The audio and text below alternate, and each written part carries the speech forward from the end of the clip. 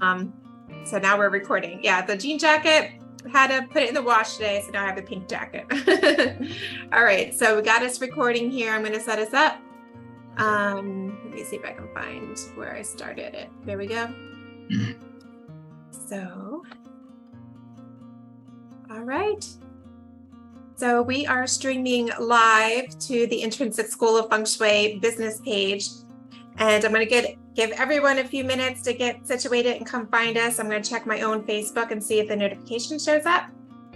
So hi, everybody. If you can see us out there, I'm Lisa Albin. This is Steve Kodad, and we are the founding mentors of the Intrinsic School of Feng Shui. And we thank you each for being supporters of us over the past 3.5 years, right, Steve? It does seem like it's that long. I guess it is. Yeah, 3.5 years. My goodness. I only know that because Benjamin is 3 as of February. And we cooked up the idea to start the Intrinsic School of Feng Shui shortly after he was born. That's true. We met him at a McDonald's, and Benjamin was like about 3 inches long. You know, he was like the best other tertiary business partner for us. Yeah, he was fantastic. He always has been. And now he's in preschool. So I just dropped him off on his first day today. Amazing. So let's see, everybody, see if anyone finds us. If you're here, hashtag live so I can see that you're here. We are going to have a little chat with you. And certainly if you watch us on the replay, hashtag replay, you can ask us questions, say hi as well. Sometimes these Facebook notifications take a little bit to get warmed up. So let's get started, Steve. We have a special announcement to make, and we've heard your requests out there, and we so greatly appreciate your feedback. And also we feel a need to connect more with people out there who have a great interest in Feng Shui. Perhaps you just keep seeing Feng Shui come up on your social media feeds. You've probably delved into some books, trying to clear all the clutter, especially during COVID. That was really a time everyone went within and just realized, wow, look at all this stuff. Look at all this stuck energy. I just feel stuck and stagnant. And I think we really saw an uptick then in engagement in terms of Feng Shui and people looking for that resource and how can they get started. But once you delve into those books, it can feel so overwhelming. And I know that firsthand. You can read a book and really start to feel that you understand it, and then pick up another one and the information is conflicting. And then you're thinking, am I not doing this right? How come it's not working?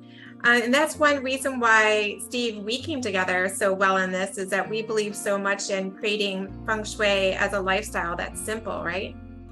Yeah, that is really right, Lisa. One of the things I wanted to mention is that I'm actually working on a new module for the idea of a sanctuary.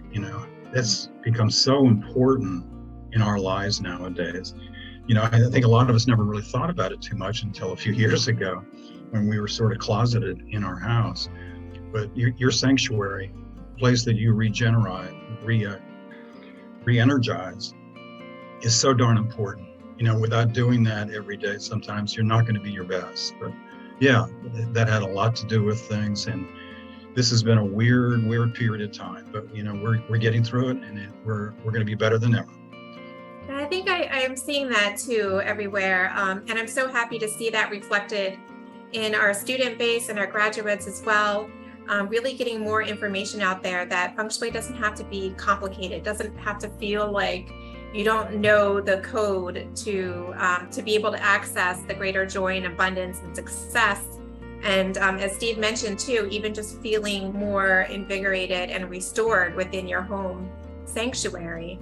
It doesn't have to be difficult, and that's why we are such big proponents in incorporating Feng Shui into our everyday lifestyle, and really felt this need to reach out to you more frequently. So we created this series.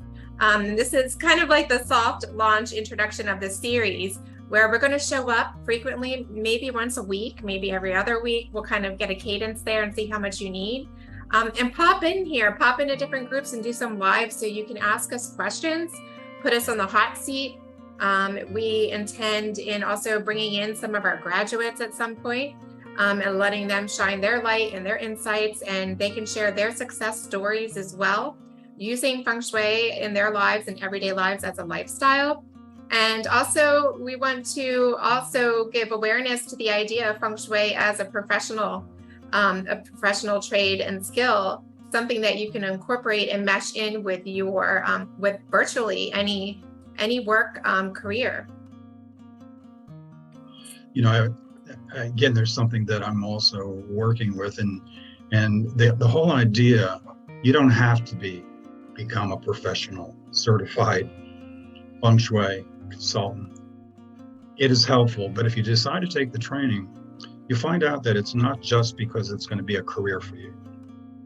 You're going to be able to change your whole environment. You're going to be able to help your whole family. And more I get into this, that is what a lot of people really are looking for. They want to be able to have a little more control of their lives, control their environment, and really help everybody in their family to become more of a success. Exactly. Yeah, I think what's cool is a lot of the stories of students that have joined us. Either they initially joined to improve their own home environment and to help their family. And then maybe later they grow into developing it within their career. But we've also had people join us who have been in the homes of their clients, whether they are in real estate or home professions, cleaning, that type of thing, or even consultations in healthcare, psychology and that type of office space, looking at their clients and seeing, wow, we really could serve our clients better by supporting them with a more beautiful, inspiring extension of themselves in their space. Yeah, I mean, I can't help but think about children. I can't help but think about how their environments shape them so much. And, the people that they hang around with, that's part of their environment. So is what they see in their houses or wherever they go. This is going to be part of their template of their life and how they react to things. So Feng Shui in a lot of ways has been really something that has blessed me and Lisa. We now look at the world a little differently, maybe a lot differently. And it's much more encouraging to have positive things around you, positive messages around you that you don't even know that they're there. But your children sometimes will react to them in a good or a bad way. Yeah, I like that you're mentioning this, the children, especially in this back to school time. I thought it was really cool. And I'm one of those people, I love social media. My feed is really inspiring. I somehow attract good people to be engaged with in social media. So I see a lot of positivity, and that I'm really grateful for. And one thing I saw the other day was another mom posted, of course, I'm in all the mom groups with having the kids. Another mom posted her 14-year-old getting his room reset for back to school, and he was walking around smudging it and clearing the energy and doing a reset of his space, his study space, his bedroom. So that's part of his back to school practice. And I think that's really neat that children have an awareness of some sense that they can too regain some control of their space and their own sleep and work environment at home. But what a valuable treat it would be to be able to get more Feng Shui integrated within our classrooms. Totally. I created a module for education, 15 years ago, because part of my background was as a teacher. I taught for almost 15 years in public and private schools. And I can tell you that the classroom can be very encouraging or not. And we've all been in classrooms that were not very comfortable. And so really changing the environment, whether we're talking in a school or at home, at daycare, everywhere, can really have a big impact on how they develop. It's really, really important. Yeah, that's exactly right. I love the modules that we've been adding and that you've been creating, bringing in more depth to our library of resources for our graduates, and it's just getting so in depth and descriptive, and it really shows us as we're learning more too, just how vast we can delve into the idea of supporting the energetics and the beauty of our environments. There are so many niches out there for being in this business if you want to do it. But for example, universal design has to do with people that are disabled or senior citizens. And sometimes we don't spend an awful lot of time thinking about them. But whether you're in real estate or you have somebody that's in that situation, Feng Shui has an awful lot of benefits to handling things. It looks at the whole environment and therefore makes it more secure and more comfortable for your loved ones or for somebody that you care about. Yeah, and I think too, especially one point I want to make too for everybody out there who's watching, and I see there's a few people watching, so hello, #live in the comments and say hi to us if you have any questions for us while we're here. We're just introducing the concept of us showing up live and engaging with you more often, kind of putting ourselves in the hot seat. If you have any questions about Feng Shui or anything that we're doing here, let us know. We're happy to answer. So we're constantly learning too, Steve. So recently, I've been engaging in a course on biophilic design, which is a related, more modern version, I'll say, a westernized way of looking at Feng Shui, biophilic design.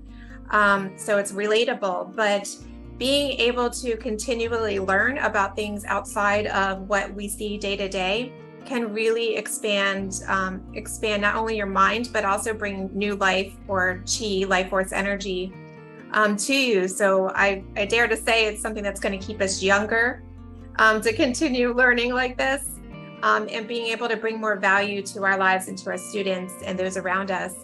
So I think that's a big goal for us, is to continue evolving, especially now as things are going more virtual. We've incorporated a lot more virtual aspects to our programming, but we also want to show up and be there for everyone in a live in-person way too.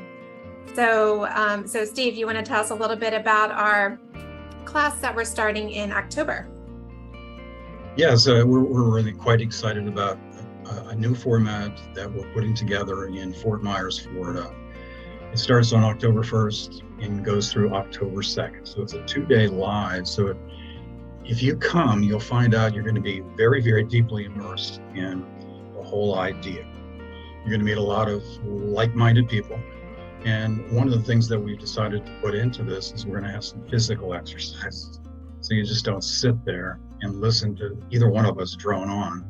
But, I want you to understand you're going to be doing some physical activities that'll actually help you learn even better about how to do these things. So I've been to the hotel, and I actually looked at several places, and I really, really like this one. It's fairly close to the Fort Myers airport. It's only a few minutes off of 75. It's only an hour and 40 minutes from Fort Lauderdale. So there's a lot of places that can get to it pretty easily. And you can spend 2 full days with the two of us and get an awful lot in this. Now, if you can't make it, that's fine. We also have the virtual component where it's being streamed. So, we're trying to think of anybody that's in the state or out of the state, but we'd love to have you come. It's a great facility. It's a really nice classroom. And the really nice thing about it, one of the reasons why I did pick it is that you can get to some really great restaurants in about 4 minutes just walking. So if that is anything that you're worried about, the hotel has a restaurant too. So we're really looking forward to it. Yeah, I like that too. I do miss a lot of the live in-person larger events. So I think this is a great opportunity. And again, we're just really getting a temperature check out there. Are people ready for larger events? I really enjoyed the one that we did previously in May for Sunken Gardens. That was fantastic. Really beautiful group of people who showed up. And I think what was neat was the people that got to meet each other in person, our graduates, the new students, they had so much in common. And it doesn't feel like an accident and why we're all coming together. No, I used to do a long time ago, a 3-day event. And so we'd all come there and, spend all this time together. And it was really very eye-opening. And I think a lot of people got an awful lot out of that. The virtual part is really nice, really helpful and all that, but it's not quite the same thing. And so, we would love to have you either way.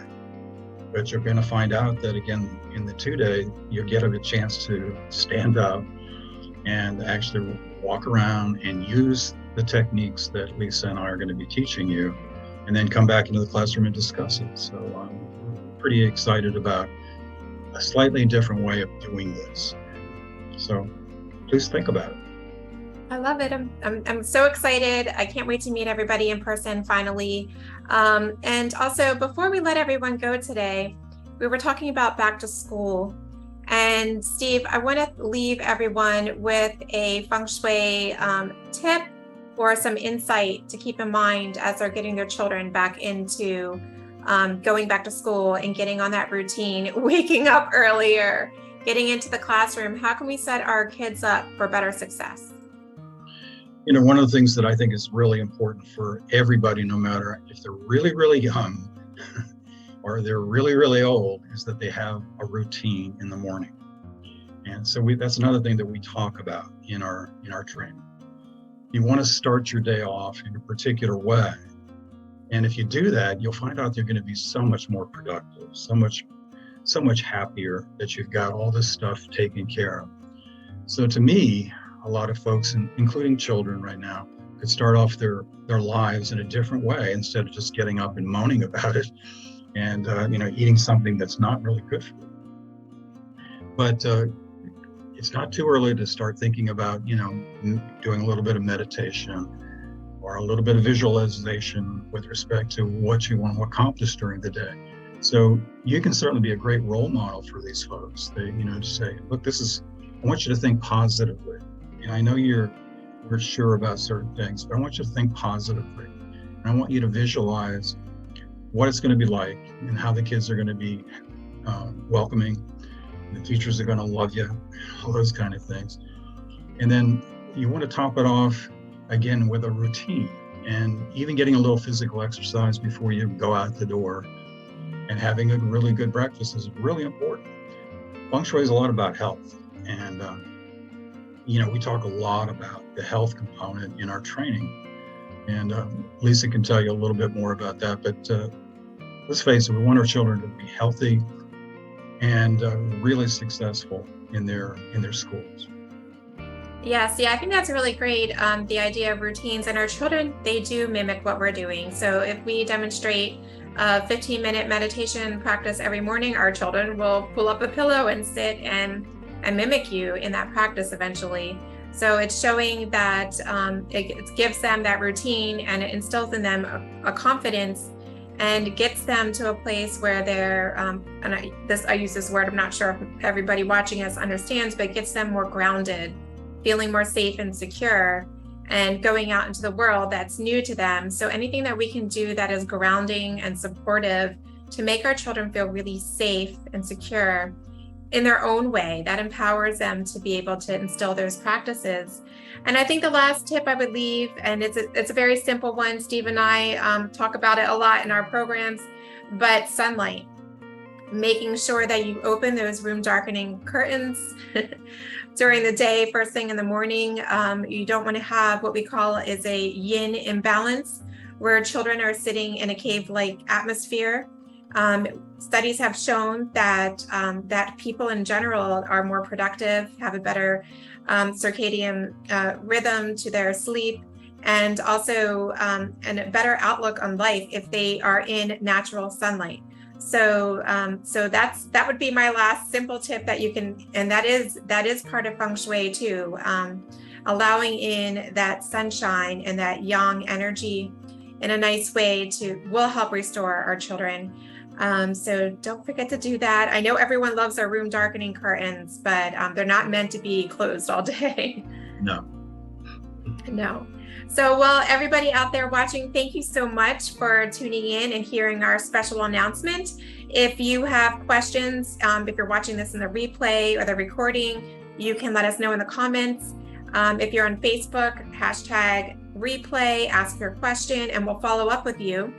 And so, Steve, I'm really excited. I've got some ideas for our next one, but I can't wait to see what people have to say to suggest. Right. Me too. This has been enjoyable, and it's always great to see you, of course. And I hope you all decide to tune in, on a regular basis. We have a lot of information to share. All right, everyone. So we're signing off right now. Thanks so much for stopping by, and we'll see you next time.